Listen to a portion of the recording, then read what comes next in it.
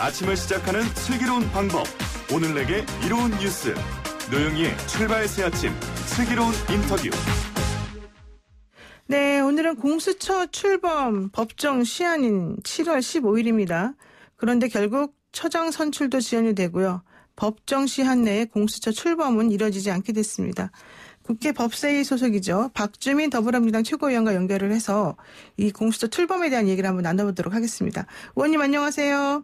예, 안녕하십니까.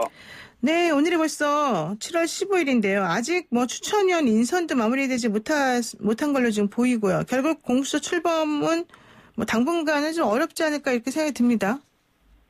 예, 방금 말씀하셨던 것처럼 지금 공수처장 후보추천위원회에 들어갈 위원도 제대로 아직 추천이 못 되고 있어서요.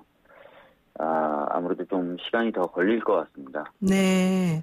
지금 처장을 추천하는 추천위원 관련해서도 잠깐 말씀을 하셨는데 여당 몫의 공수처장 후보 추천위원으로 원래 이제 두 분이 얘기가 됐었었는데 그중에 한 분이었던 장성근 변호사. 이 장성근 변호사가 박사방 조주빈 공범의 변론을 맡았던 것으로 알려지면서 장 변호사가 스스로 사임을 하기도 했습니다. 혹시 후보 추천위원회에 대한 검증이 더 필요했다. 이런 의견이 있는데 어떻게 생각하십니까? 예, 일단 매끄럽지 못하고 논란을 불러일으킨 점에 대해서는 좀 죄송하게 생각을 하고요. 좀 더 시간을 가지고 검증을 했었으면 좋았을 뻔했는데 일단은 저희들은 7월 15일에 어떻게든 출범할 수 있도록 하는 노력을 보여야 된다라는 차원에서 서두른 점이 있었던 것 같습니다. 그러셨군요. 또 한편으로는 이 변호사들의 수입 내역을 아시다시피 들여다보기가 쉬운 건 아닙니다. 네, 본인이 그렇죠. 이제 직접 뭔가 보여주거나 또 얘기해주지 않으면 또 그런 실적 어려움도 있었다는 점도 말씀드리겠습니다. 예. 그렇죠. 아무래도 변호사는 또 누구라도 변호를 하는 것이 또 의무이기도 하기 때문에 그걸 일일이 다 확인해서 좀 체크하기는 어려울 수도 있었다. 그렇지만 좀 더 신중하게 했을 필요는 있다. 이런 얘기가 있는 것 같아요. 네. 자, 그러면요. 어쨌든 이제 여당 몫의 후보 추천위원 구성을 또 해야 되는 건데요. 어느 정도 좀 윤곽이 잡혔습니까? 아니면은 좀 한참 걸릴까요? 사실 논의를 한 차례 더 했습니다. 논의를 한 차례 더 했는데 완벽하게 지금 결론 난 건 아니어서 오늘이라도 조금 더 살펴볼 필요가 있는 그런 상황입니다. 예. 지금 어느 정도 이렇게 한마평에 올리는 분들은 있으신가 보죠? 네네네. 그렇군요. 네. 그리고 김태년 민주당 원내대표가 야당의 직무유기를 공수처 법정 시한 내 출범은 좀 어렵다. 추진위 구성조차 난항을 겪고 있다. 이렇게 말씀을 하셨단 말이에요. 이 얘기는 야당이 지금 추천위원을 내지 않고 있기 때문에 그 후속 절차가 이루어지지 않는다. 이렇게 들리는데 야당에서 계속해서 후보를 내지 않으면 어떻게 할 생각이신지요? 지금 당장은 저희가 여러 가지 방법을 생각한다기보다는 설득과 압박 요것을 중심으로 생각을 하고 있습니다. 그래서 이 공수처 출범은 정치적 쟁점이 아니다. 네네. 이미 만들어지고 시행을 하는 그런 법이 제대로 시행되기 위한 것이다라는 명분을 가지고 야당을 좀 지속적으로 설득도 하고 압박도 하고 이렇게 해나갈 생각입니다. 그러면은 사실 공수처법은 지난번에 4+1 협의체에서 좀 힘들게 통과시킨 면이 있기 때문에 7월 10일에 당연히 아주 매끄럽게 잘 될 거라는 생각은 안 했거든요. 그렇다면 지금 말씀하신 것처럼 이제 야당을 설득도 하고 협박 혹은 압박? 협박은 잘못된 말이죠. 압박을 좀 할 수 있을 것 같은데 구체적으로 할 수 있는 게 뭐가 있습니까? 지금 통합당에서는 우리 이거 헌법소원까지 내는 상황이라서 위헌인지 아닌지 가려야 된다 이런 얘기를 지금 하고 있어서 한참 걸릴 것 같은데. 네, 방금 제가 좀 말씀드렸지만 이거는 많은 국민들이 원했던 검찰개혁의 일환이기도 하고 또 네. 뭔가 어떤 새로운 법을 만들거나 그런 게 아니고 이미 그렇죠. 만들어지고 시행되는 법을 제대로 시행되게 만드는 것이지 않습니까? 네네. 그래서 이거를 자꾸 정치적 쟁점으로 삼는 것은 바람직하지 않다라는 명분을 좀 저희들이 가지고 있다고 생각합니다. 그래서 예. 그걸 가지고 좀 지속적으로 설득을 좀 하고요. 당분간은 좀 그래서 그런 부분에 좀 더 힘을 좀 쏟을 생각입니다. 예. 그렇군요. 자, 그리고요, 통합당에서는 이런 얘기를 합니다. 운영 규칙에, 그러니까 이 공수처 운영 규칙을 말하는 거겠죠. 야당이 추천위원 명단을 주지 않으면 추천권까지 빼앗아서 국회의장이 지정하는 교섭단체에 주는 조항을 넣겠다고 지금 여당이 한다. 이거는 말이 안 되는 거다. 이게 반발하고 있는 건데요. 최강욱 열린민주당 대표는 야당 교섭단체가 공수처장 후보 추천위원을 내지 않으면 야당 비교섭단체에 넘기는 게 어떻겠느냐, 뭐 이런 얘기를 지금 중간적으로 하고 있어요. 이건 어떻게 보세요? 그 규칙으로 법을 바꿀 수는 없지 않습니까? 네. 근데 이제 공수처법에는 그 후보추천위원회 위원 구성에 관련돼서 명백하게 이제 여당 둘, 야당 교섭단체가 추천하는 위원 둘 이런 식으로 적시가 되어 있습니다. 그래서 규칙만 가지고는 이 법의 취지와 달리 할 수가 없고, 그래서 지금 통합당이 뭐 운영 규칙에 그런 내용들이 포함되거나 또는 될 것이어서 그것을 통해 가지고 뭐 야당을 무시하고 갈 것이다라고 얘기하는 것은 좀 합리적인 지적은 아니라고 생각합니다. 네. 그러면은 지금 통합당에서 뭐가 그리 급하냐, 공수처법 위헌 소지 있으니까 헌법소원에 대한 결정이 난 다음에 판단하면 되는 거 아니냐 이러면서 헌재 결정 기다리겠다는 건데, 헌재 결정이라는 게 그렇게 금방 나오는 게 아니잖아요? 맞습니다. 예. 그러면 어떻게 하실 생각이세요? 지금 그 미래통합당이 공수처 출범에 나서지 않는 가장 대표적인 명분이 본인들이 헌법재판소에다 위헌법률 심판을 해놨다. 네네. 라는 것인데요. 사실 이 결론을 기다려야 된다는 것 자체가 저희들이 봤을 때는 좀 맞지 않습니다. 왜냐면은 주장하는 대표적인 이유가 뭐 공수처가 상권 분립을 위반하는 것이다 또는 평등권을 위반하는 것이다 이런 것들이거든요. 근데 네. 변호사시니까 잘 아시겠지만 국회가 입법으로 새로운 기구를 만들고 그 기구의 형성 과정에서 입법부 그리고 사법부 그리고 행정 권력이 다 관여를 하는 경우에는 이게 상권 분립이 위반되지 않는다는 헌재 판결도 이미 있고요. 그다음에 특정한 사건 그다음에 특정한 사람을 대상으로 수사하는 특검 같은 경우도 수차례 시행이 됐었기 때문에 평등권의 침해 위배된다는 말도 좀 저는 합리적인 부분이 아니라고 생각해서 네. 이 만약 뭐 결정을 기다려야 된다는 그 논리는 굉장히 설득력이 약하다라고 생각을 합니다. 예.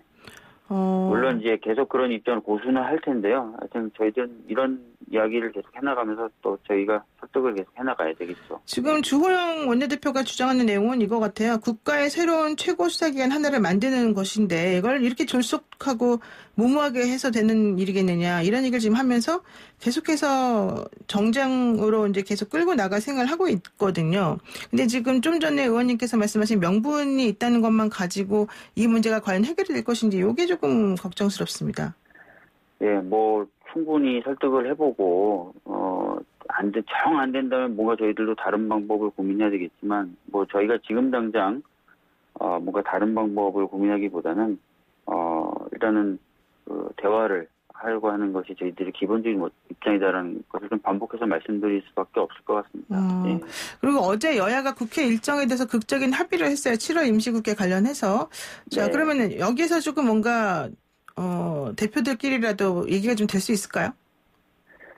일단은 뭐 그 원 구성 관련된 논란 그리고 이제 7월 임시국회에 대한 일정을 합의하는 부분 이런 것들이 좀 해결이 됐지 않습니까? 그러면 네. 이제 본격적으로 구체적인 이슈들에 대해서 좀 얘기를 할 수 있는 상황이 된 것 같습니다. 그래서 전보다는 공수처 출범 관련된 이야기라든지 이런 것들을 보다 더 공격을 할 수 있을 것으로 기대하고 있습니다. 그리고 또 어제 나온 얘기 중에 하나가 이 공수처 설치와 관련돼서 이제 법을 좀 개정해야 될 필요성이 있다. 이런 얘기를 하시는 분들이 좀 있거든요. 어떤 식으로 그 법 개정이 필요하다는 걸까요? 일단 뭐 당에서 공식적으로 법 개정을 아까 말씀드렸던 대로 지금 뭐 검토하거나 고민하고 있지 않다는 말씀을 다시 한번 드리고요. 아, 그래요? 예. 네, 그렇지만 만약에 이제 어떤 식으로 개정을 할 것이냐라고 물으신다면 글쎄요, 저도 지금은 특별하게 아이디어가 별로 없어서요. 예. 지금 그 얘기되고 있는 것 중에 하나는 이제 야당이 그러니까 교섭단체를 가진 야당이 둘이 아니라 하나이기 때문에 통합당이 계속해서 이제 버티기식으로 하면은 아예 아무것도 되지 않는 이런 상황을 조금 바꿔야 된다. 뭐 이런 얘기도 있고 또 하나는 좀 이게 위헌적 소지가 있다라고 하는 얘기들이 많이 있기 때문에 그런 부분에서 법을 조금 보완해야 될 필성도 있다. 이런 얘기도 나오거든요. 네, 뭐 전자의 경우에는 아마 출범을 위해서 정 필요하다면 고민해 볼 수 있을 것 같다는 생각이 지금 들고요. 아, 네. 그렇지만 후자 부분, 뭐 위헌성 관련된 부분은 현재 지금 법에도 위헌적인 부분은 저는 없다고 생각합니다. 그래서 두 번째 부분은 좀 잘 납득이 안 되고요. 네. 그러니까 뭐 위헌 논란이라든가 이런 논란에 대해서는 지금 뭐 생각하고 있지 않지만 일단 설치를 위해서 필요하다면은 이 야당 측의 교섭단체에서 2명의 추천위원회는 이 관련된 거는 좀 바꿀 수 있겠다. 이렇게 지금 여당의 입장이신가 봅니다. 그게 아까도 말씀드렸지만 저희 당에서 뭐 공식적으로 이것을 논의하거나 고민하고 있는 단계는 아니고요. 아니고 공식적인 건 아니고. 말씀하시는 걸 들어보니까 네. 두 개의 어떤 개정 방향 중에 그래도 첫 번째는 좀 할 수 있지 않을까라는 생각이 지금 들었다 이런 정도로 지금 말씀드린 들었다. 겁니다. 예, 네. 알겠습니다. 어제 그 정세균 총리도 국회 공수처 출범을 조속히 해달라 이렇게 요청을 했거든요. 그럼 공수처 출범 후에 우리나라 공직사회는 어떤 방향으로 지금 가야 될까요? 뭐 아시다시피 이제 공수처가 검찰을 견제하고 검찰을 개혁하는 수단이지만 사실 그것보다 더 본질적인 역할을 로 가지고 있는 것이 바로 고위공직자의 비리, 범죄들을 수사하는 것 아니겠습니까? 네. 그 부분에 있어서는 좀 더 많은 변화가 있을 것입니다. 가령 예전에는 특히 이제 검찰 같은 경우에는 본인들이 어떤 비리나 범죄를 저질러도 수사받을 것이라는 생각을 안 했을 텐데 그런 부분이 일단 깨지는 것이고요. 두 번째는 검찰과 좀 밀착이 돼 있다면 고위공직자들의 경우도 제대로 수사가 안 될 것이다. 뭐 이렇게 생각을 했을 텐데 네. 그것도 좀 이제는 깨지는 거죠. 검찰과의 어떤 관계만으로는 공수처를 커버할 수가 없으니까요. 그래서 네. 전반적으로 고위공직자들이 좀 더 몸조심하고 또 여러 가지를 미리미리 이제 안 하도록 하는 그런 예방적 효과가 있을 것이라고 생각됩니다. 네. 지금 이제 공수처를 얘기하는 여러 가지 이유 중에 하나는 결과적으로는 검찰 개혁이라고 하는 것으로 가기 위한 꼭 필요한 어떤 절차이기 때문이다. 뭐 이런 얘기도 나오는데요. 지금 현재 의원님께서 보시는 뭐 변호사이시기도 하니까 검찰 개혁에서 가장 급하게 처리해야 될 부분 혹은 해결돼야 될 부분은 뭘까요? 뭐 지금 뭐 검경 수사권 조정이 1차 이루어지고 네. 공수처도 이제 설치가 되는 거니까요. 그 두 가지를 만약에 빼놓고 좀 이야기를 네네. 한다면은 네.